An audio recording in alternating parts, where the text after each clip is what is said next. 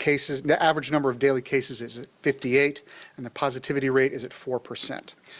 Between August the 6th and September the 24th, average daily cases have decreased by 76%, and the positivity rate has decreased by 67%. Since August the 12th, when the vaccine mandate was announced, and even accounting for the impacts of Hurricane Ida, the number of individuals initiating a vaccine increased by 8.6%. That puts us at 65% of the total population having had at least one dose, and 81.5% of the eligible population having had at least one dose. The guidelines the mayor has put in place are working. The COVID cases continue to fall, and we see where we are right now with the numbers is guardedly in a good spot. It's in a better spot than it was. That being said, we are beginning to be in a spot where we can start looking at the fall calendar again and potentially looking at events coming back online and getting back on the calendar. As that relates to Mardi Gras for the spring, we're not announcing any kind of decision on that this week, but we are certainly conscious of the timeline. Given where we are in the year, captains, crew members, float builders are going to have to start making some decisions. Normally, the drop-dead deadline for that's mid-October or the end of the month. We're very conscious of that, and we hope to have things sorted out and to continue working with the crews in the next 4 to 5 weeks to get that all locked down. We remain optimistic, and certainly Mardi Gras is something that we very much want to come back just like everybody in the city. As we have said all along, what happens next depends on what we do right now. So for us, that means continuing to emphasize vaccination, continuing to emphasize adherence to the guidelines that are in place. And for the crews, there's a letter that's already gone out. I know a few stations have reported on it. We are strongly urging all riders on the floats, all crew members, to get vaccinated ahead of the season. So please go out and do that. As it relates to Saints tailgating, as long as we're talking about fun things potentially coming back, the Saints are back in town next Monday, and we're glad to have them back. There was some questions around tailgating. Under the COVID-19 guidelines for the City of New Orleans, private tailgating events are excluded from having to show proof of vaccination or a negative PCR test. However, once you get into the Dome, once you go into Champion Square, you will need to present that information at the entrance. Regarding large gatherings, it's a reminder that outdoor events with more than 500 people, in which total attendance is greater than 50% of the venue's capacity, must follow the guidelines and must also require masks. Broadly, this is not complicated. If you're going out to tailgate, please do so in as safe a manner as possible. Mask up, maintain your distance, don't be in a large crowd in an indoor space. A couple more updates and then we'll move on to questions. For the NOPD, New Orleans Police Department next week will be hosting the Major City Chiefs Association annual meeting. That brings law enforcement leadership from around the country here to New Orleans. Chief Ferguson is going to be the host for that, and it's a good illustration of how the NOPD continues to be recognized internationally as a leader in law enforcement reform and in constitutional policing. Programs like their EPIC program have been tapped nationwide by departments all over the country to receive similar training. It's important to note that in the last several years, NOPD has come miles as a department and has emerged as a national leader in the conversation around constitutional policing and an effective police reform.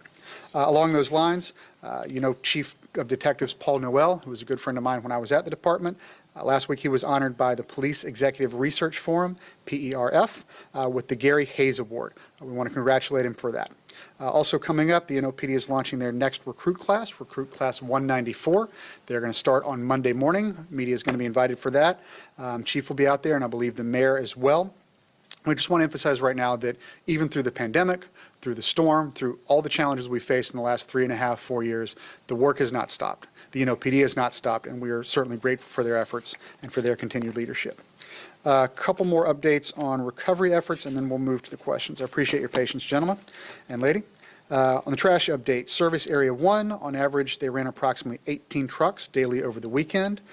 Friday, RDI ran 19 trucks and Ramelli 3.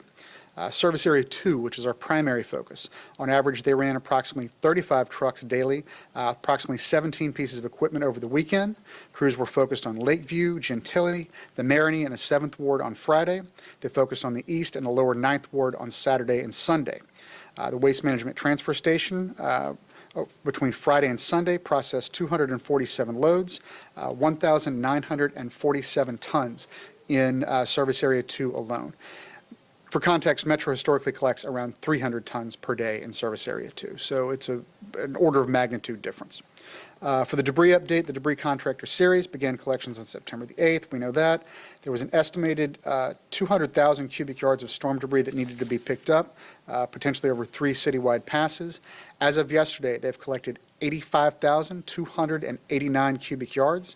That's 28,750 tons of storm debris that's been retrieved, and 5,129 hazardous limbs and trees have been removed. The debris collection monitoring map is posted on the NOLA Ready website, and we're starting to get that updated more frequently, so please feel free to check back on that.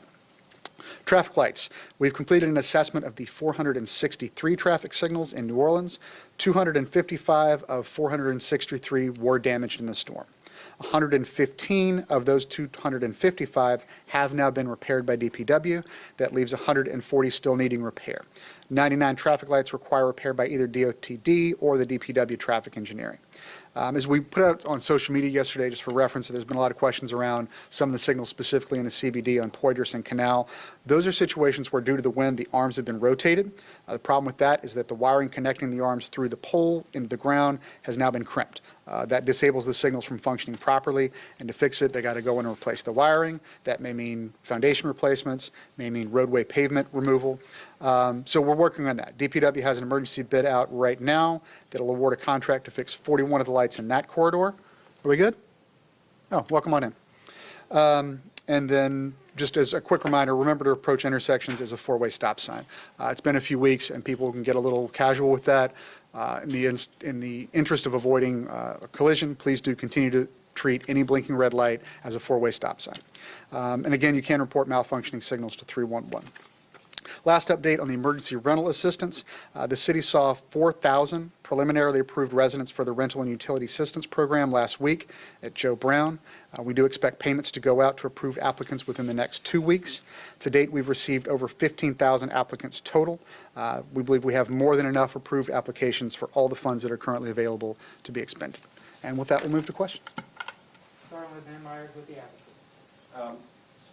Regarding the local, citywide mask mandate. Yeah. What metrics will the mayor be looking at when considering whether to lift that or not? It's going to be the same metrics we've looked at all along. What are the case counts? What is the positivity? What are the fatalities? What are the hospital capacity rates? So it's. I don't have a red line for you, Ben. It's going to be a combination of all those metrics. Really, this has been the conversation we've been having since we started this. There's no one flashing red light. It's a combination of all those various things. We will say broadly that, speaking to Dr. Vegno in the health department, they are encouraged by the trends we've been seeing lately. Right now, we're not making any changes to the guidelines in place, but it's possible that we're likely to get there in the next few weeks. Any other questions? I have another unrelated one. Do you want to go, Lee? You can just keep going. Yeah, it's a small room. We'll figure it out. Yeah, right. And I'm glad you guys are here because nobody else showed up. But we're here now. Let's talk. What you got? Okay, just on the transfer station. Yeah. I'm unclear. So are they only processing loads from service area 2 exclusively? Or like, because the numbers you gave are about service area? Right, there was zeroed on service, yeah. But, right, so is it everybody, both service areas, or? I believe it's both. Honestly, I'd have to go back and double check that with Matt Torrey because I'm not super clear on that myself. I know that the goal was to obviously clear it as quickly as possible, and it may just be that, geographically where you are, once you fill up, you go to the closest spot. Yeah. Any other questions? Yeah.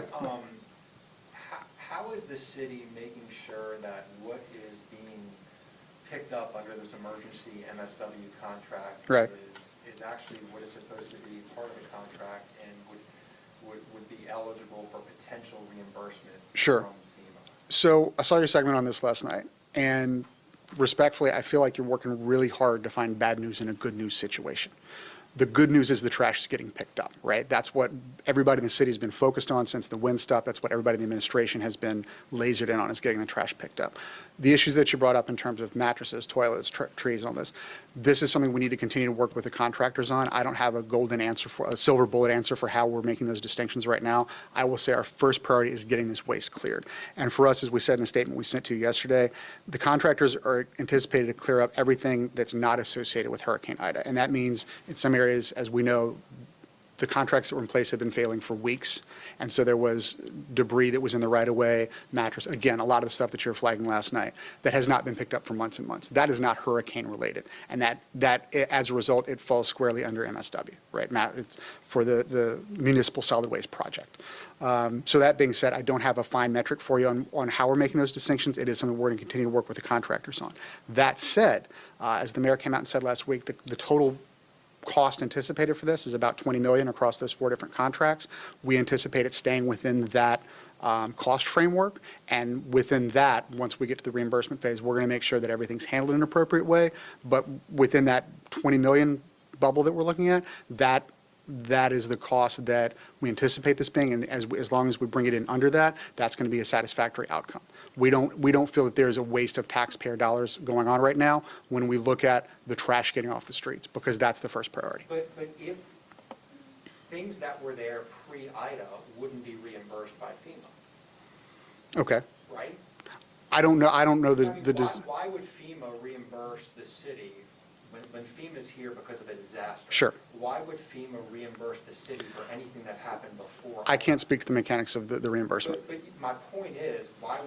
You're asking me to speak to something I do not have expertise in, Lee. You're not Okay. letting me go. Let me ask the question. If that is the case, shouldn't the city be paying more attention to what is being collected that could be reimbursed and what is that couldn't? I think there's at least 3 hypotheticals in the question, if, right? And a lot of your stuff, no. Actually, we caught all Well, of Lee, them. a lot of what you said yesterday was potential waste. Maybe it's this, it could be that. We don't know, and neither do you right now. And we do need to look into it more closely to make sure that we understand it going forward. But right now, there's not a sense that the taxpayer dollars are being wasted. Right now, what's happening is the trash is getting picked up. That's what the residents want, that's what their taxpayer dollars are going towards, and that's our priority. You realize it costs a lot more when you put toilets and construction debris. Lee, and all that. right now- Let me ask a question. You've asked a couple, No, okay? let me ask another question, Okay. please. When you put construction-type debris and weigh that by the ton. Right. Instead of measuring it by the cubic yard, it costs a lot more money. Okay. That has a lot more potential impact on taxpayers. Right now, the taxpayers' dollars are going towards getting the trash off the street. That is our priority. That's what we're seeing happen. The price tag associated with that, as far as we know, is anticipated to be within that 20 million range, which is what we anticipated when we began the project. So for us, the priority is getting the trash up. For the residents, the priority is getting the trash away. For the taxpayer, the priority is making sure that that money is being spent to get the trash off their streets. That's what people needed to have happen, and that's what is happening right now. What does the city pay Metro and Richards per year? I do not have that number off the top of my head. 15, 16 million? Please don't put words in my mouth. I don't have that number off the top of my head. And I'm telling you, I don't have the number, Lee. Okay, but my point is 20 million for a month or two of work, you're gonna pay 20 million for a month or Lee, two of work, what we're and it doing costs a is year? getting Okay? the trash off the streets. That's the priority. And I don't feel like we're getting anywhere splitting hairs over what the cost But I'm is. just wondering if you're taking into account the long-term impact on taxpayers here, and if there's not a better way to do it or a smarter way to do it, The immediate problem is getting the trash off the streets, and that's what we're addressing. and you don't care how it's picked up. Please don't put words in my mouth. That's not what I'm saying. No, of course That's a we, question. no, it's not. It's a statement that you're putting words in my mouth. That is something that you were saying, Lee, and that's not something that I agree with. All right, that's all we got. Thank you very much. I'd like to ask some more questions. We're not going to have any further questions today, Lee. Why not? Because it's not a productive conversation. Why is it not productive? Because you keep putting words in my mouth, I'm Lee. not putting words in your mouth. You are. Have a good afternoon. Thank you all very much.